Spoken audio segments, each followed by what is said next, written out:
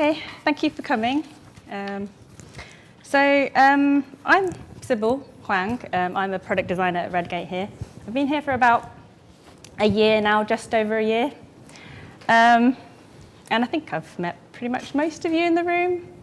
But today I'd like to talk to you about imposter syndrome and how I think it's actually a secret superpower. Can you hear me in the back, by the way? Am I loud enough? Okay, good. All right. So I'll first start off with a story about somebody you probably know.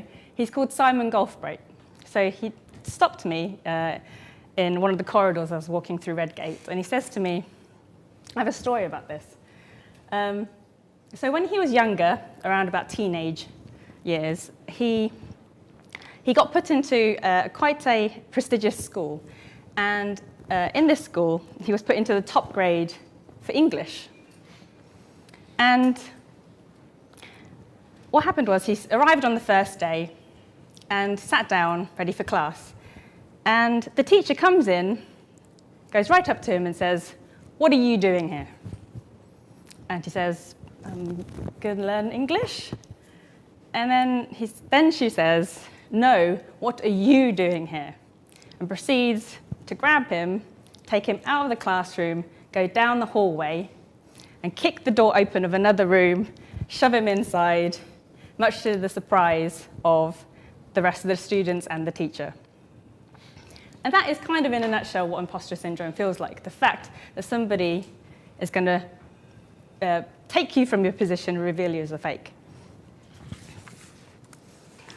So in 1978, Dr. Suzanne Eames and Pauline Clance conducted a study where they interviewed 150 high-achieving women.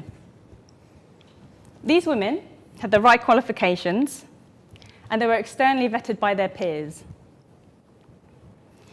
What they found was that when they interviewed them, 100% of them, all of them, suffered from the feeling of being fake. The feeling that they'll be found out to be frauds, and that their previous achievements meant nothing, and they'd got there by luck. Further studies show that although it's not an actual condition, it's a very common feeling.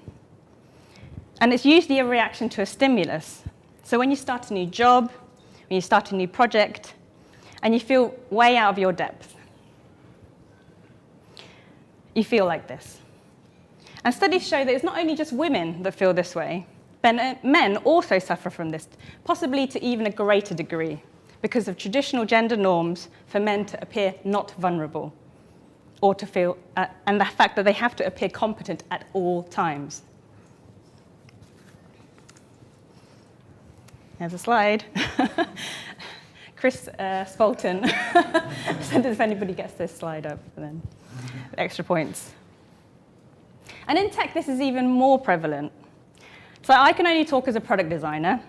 Zone design, we're supposed to be experts in UI, wireframing, workshopping, design patterns, interaction design, all these things.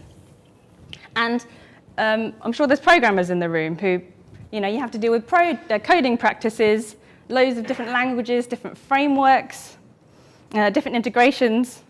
But also, while everybody has to deal with the more softer skills, such as teamwork and communication. And it's a lot to deal with. And we know that it's an ever-changing environment, so how are we supposed to be experts in these things? So there's a couple of things we need to address before we go into it. So I said before that 100% of these women felt this way. But further studies show that at least 70% of people at some point in their career feels this way. So if someone asks you a question when you start a new job or project, and you're not sure of the answer, then you feel, I'm not qualified to be here.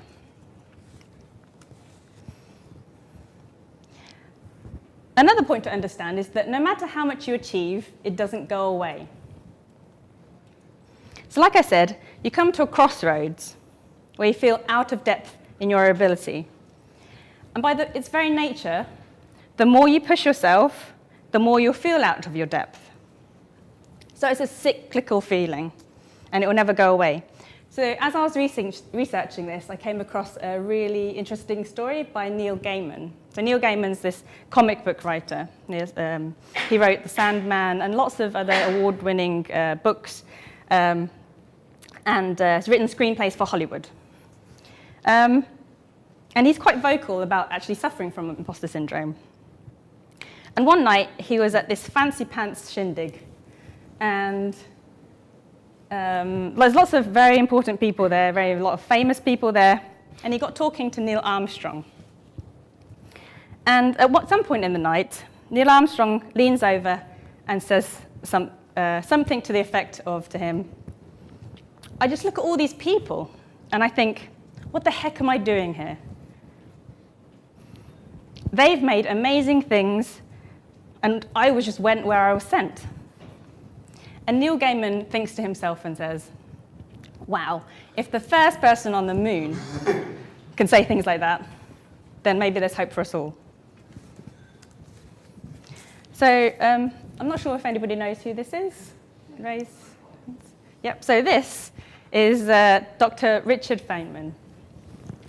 And I think that if we can start to reframe the way we tackle imposter syndrome and maybe we should turn to science for inspiration.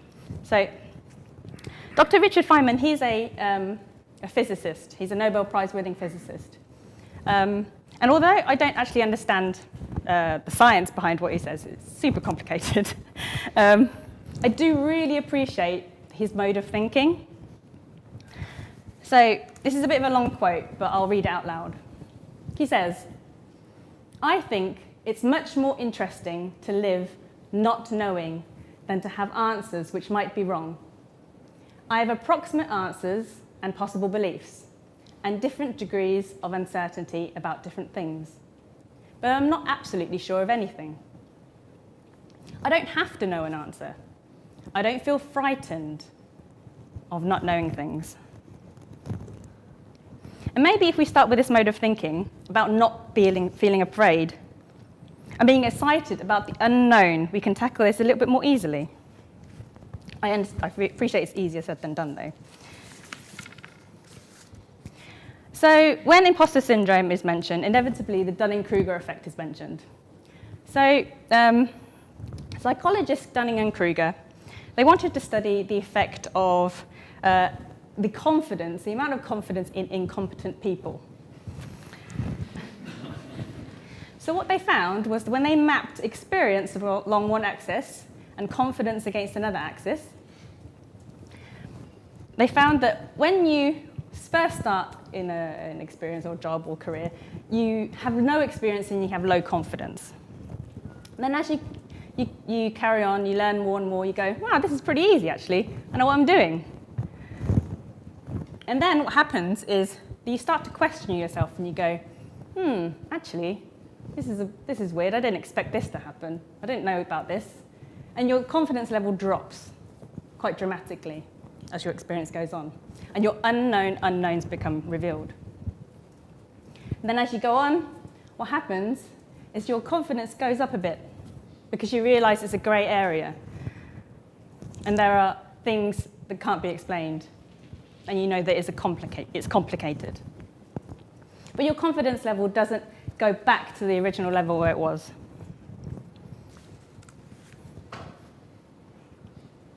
So upon researching imposter syndrome, I noticed the one word that came out of all the research that I did, all of the blog posts, the books, the videos, and even the conversations I had with lots of people around the office. The one word that leapt out at me was fear.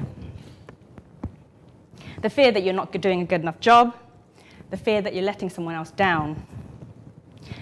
Fear that someone will ask you a question and you call you out because you don't know the answer. So what advice is there at the moment to help us tackle this fear? So one of the pieces of advice is fake it until you make it. Now there's a YouTube TED Talk from Amy Cuddy, who's a psychologist, Dr. Amy Cuddy. And she talks about power posing. And she says she's done some research whereby if you hold a power pose for 5 minutes before a presentation or some kind of performance, so like this, or if you're in a chair, some kind of man spreading, right, then you'll feel more confident. And your brain will become rewired to be confident. And it does work. The science checks out. Totally works. But if you're feeling like a fake in the first place, like an imposter, how does that actually help? And for me, it felt like part of the puzzle. But, you know, if you're already feeling like a fake, then why not fake it some more? Felt a bit weird. Didn't seem right. So how can we move from this kind of false confidence that we've been expected to have into this genuine curiosity? So essentially, I was asking the question, is anybody scared by this picture, by the way?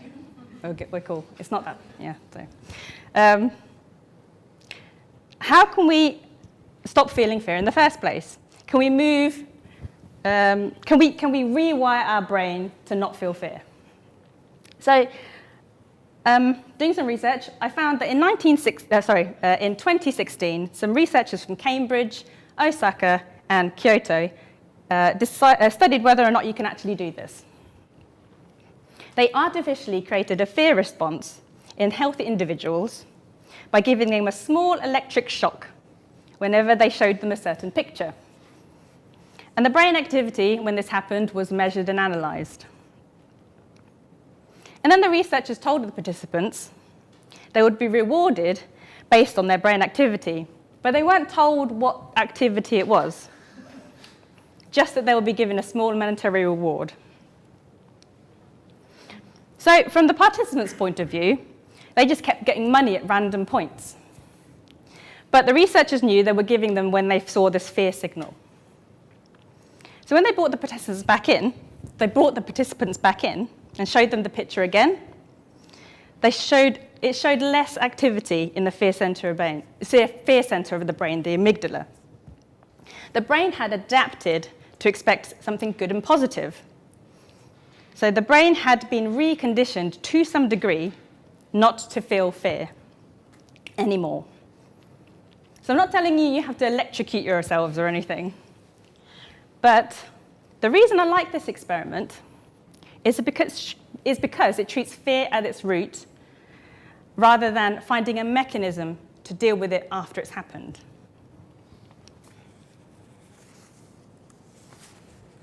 So taking up Richard Feynman's example, is it Feynman?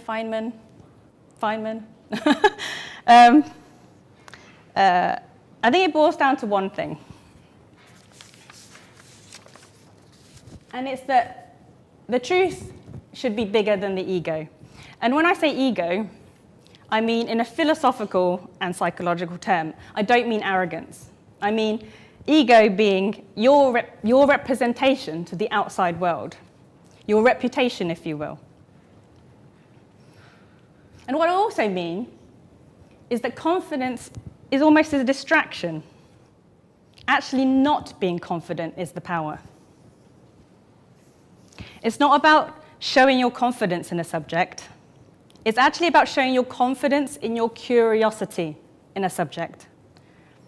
It's not about ego, and it's not about self-esteem. It's not about confidence, it's external to the inside. Ultimately, it's about truth. The truth should be bigger than the ego.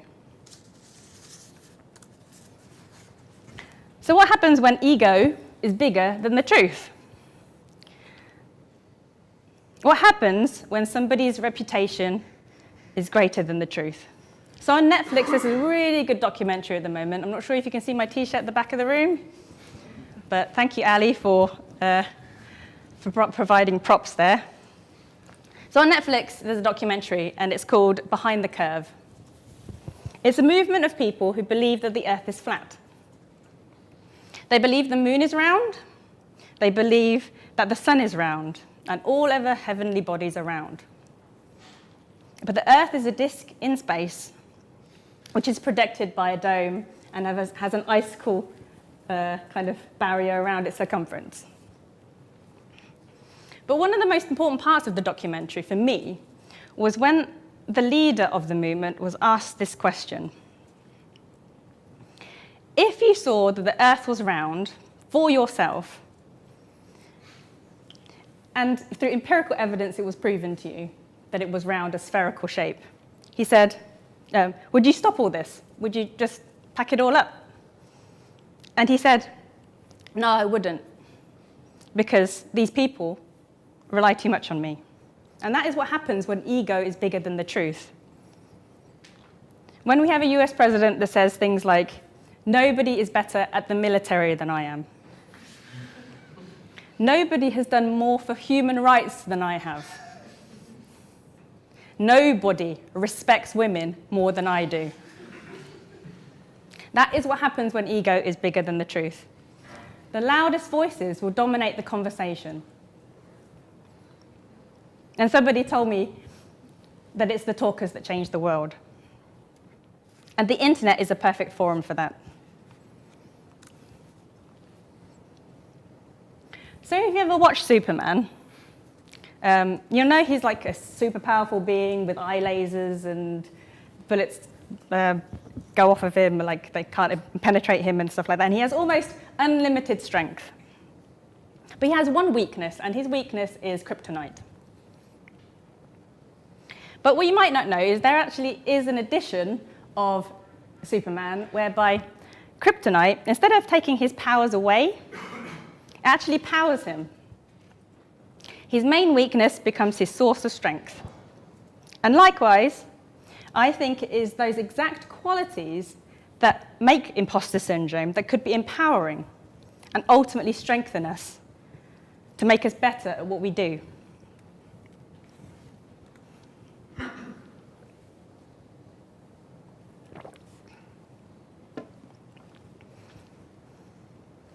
So if you're feeling out of your depth and suffer from imposter syndrome, you might be feeling these things: self-doubt, perfectionism, fragility, the fear of letting others down.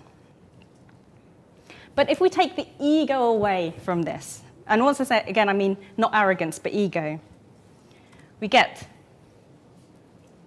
introspection, we get drive, we get sensitivity and empathy. And I wrote drive before I knew what the opening slides were talking about. So if we get introspection, it means we have ways to reevaluate ways in which we're doing things, better ourselves and our methods. And because we have drive, we will keep going, and we have ambition which is not driven by ego, but is driven by the truth. And when we have sensitivity, it means we can work with when we have sensitivity, it means we can see our environment for what it is and work with it. And when we have empathy, it means we can work with others, and not even just work with others, work for others, and have more meaningful and important conversations. And those are fantastic, if not required, qualities to have when searching for the truth.